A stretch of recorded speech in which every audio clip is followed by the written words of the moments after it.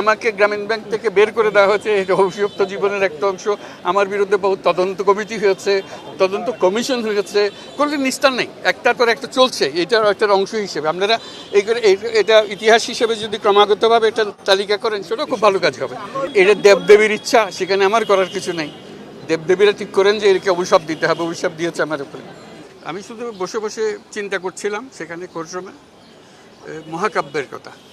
মহাকাব্যে কিছু দেবদেবী থাকে, তারা অভিশাপ দেয়, এবং যাদের উপর অভিশাপ দেয় তারা অভিশপ্ত জীবন যাপন করে।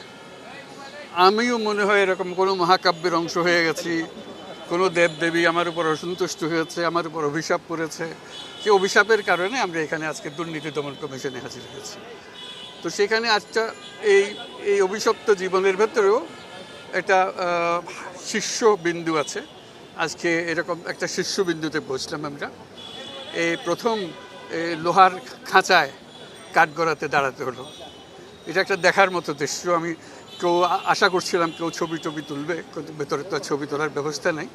এটা আমার জীবনের একটা স্মরণীয় ঘটনা, যে লোহার খাঁচার ভেতরে দাঁড়িয়ে আছি আদালতের কাঠগড়ায়।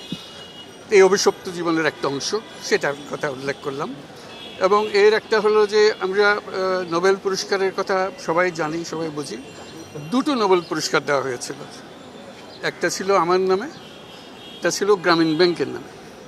দুটারই সমান গুরুত্ব, সমান মর্যাদা, কারণ কোনোটা কম নয়। একটা যৌথভাবে দেওয়া হয়েছে তাও না, এটা ইন্ডিপেন্ডেন্ট, দুটোই ইন্ডিপেন্ডেন্ট।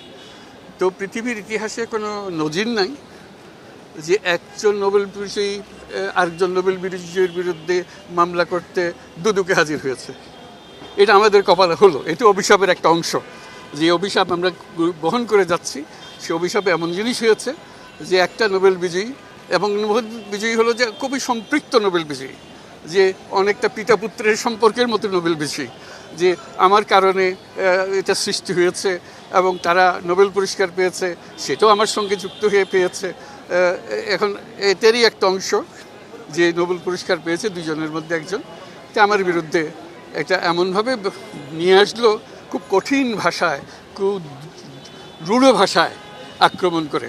অভিযোগ থাকতে পারে, কিন্তু রূঢ় ভাষায় আক্রমণ করে এই অভিযোগগুলো করা, যে অভিযোগের কোনো ভিত্তি নেই, যেটার ব্যাপারে আমরা আপনাদেরকে সবাইকে জানিয়েছি ঘটনা কী ঘটেছিল।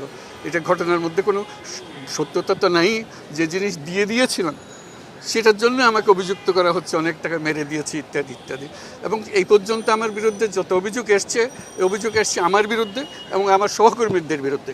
তারা অভিশাপের একটা অংশ, সেই অভিশাপ তাদের উপরে পড়েছে।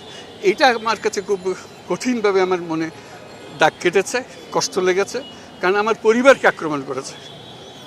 এটা আমার কাছে মোটেই গ্রহণযোগ্য হয়নি, যে আমার বাবাকে আক্রমণ করেছে, আমার ভাই বোনদের আক্রমণ করেছে। তো সেটাই এই যে অভিশপ্ত জীবনের একটা অংশ বলে গেলাম।